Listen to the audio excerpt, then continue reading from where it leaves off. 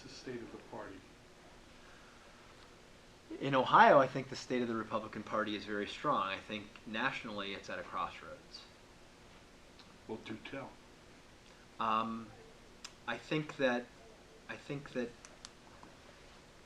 this is not unique to the Republican Party. This is not unique to America. This is going on around the world because of issues like globalization and automation, which are creating a state of change economically and socially that are at a pace that I don't think any of us have ever experienced before.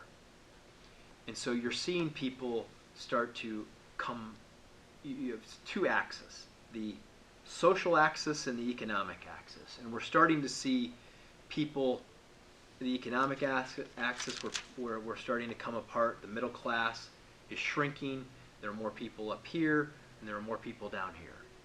And on a social axis, you have people that are spread out further and further on that continuum from a more liberal point of view to a more conservative point of view. Because in America, economically speaking, if you're educated and you have job skills or you work in an industry sector that's doing well, then you're doing well. But if you lack an education or skills in an area that's in demand, or if you happen to work in a sector where it's struggling, you're having a harder time accessing that prosperity. And so we're dividing, we're coming apart that way, and we're coming apart this way. And so that's happening in America and in the world in general, which is a phenomenon that makes it difficult, and politically speaking, it makes it harder to hold those old coalitions together.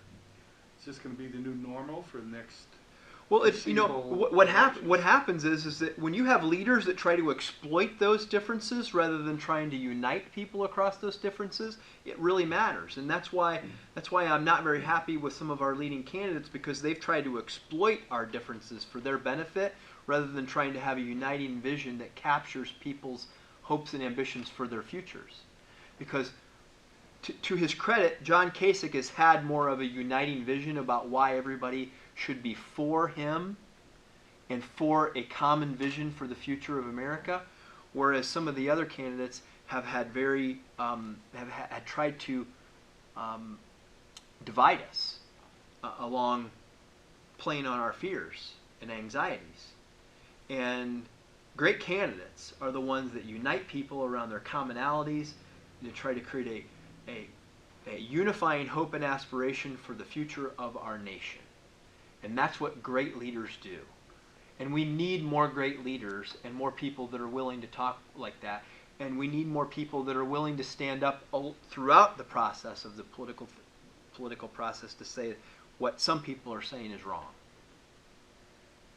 And I've tried my best as I can to be what I describe as what you should be, and not what you shouldn't be. You could argue, just for fun, that that's a trailing position, literally, because Kasich is not ahead, and then he's well, you know what? Sometimes you have to take the long view of issues and not the short view. I would rather I'd rather fight for a candidate that is doing something that I believe in, that's in the long-term best interest of this country, than win an election and advocate for somebody who does things I don't believe in, even if it's a short-term benefit. I think one of the mistakes that we're making right now as Republicans is worrying about what's going to happen in July and November and not worrying about what's going to happen in Wisconsin today, and what's going to happen in New York next week, and what's going to happen in Rhode Island, and all of these places.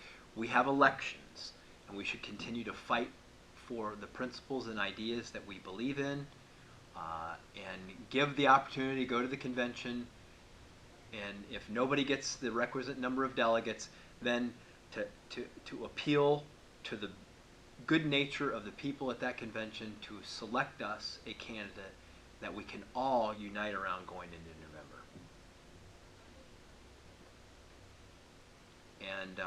And for any candidate to suggest that if they don't get their way just because they had the most votes, that somehow there will be riots in the streets of Cleveland is an absolutely irresponsible thing to do.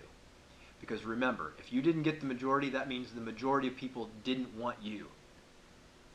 And if the majority of people didn't want you, then we need to work on trying to find a candidate the majority of people do want.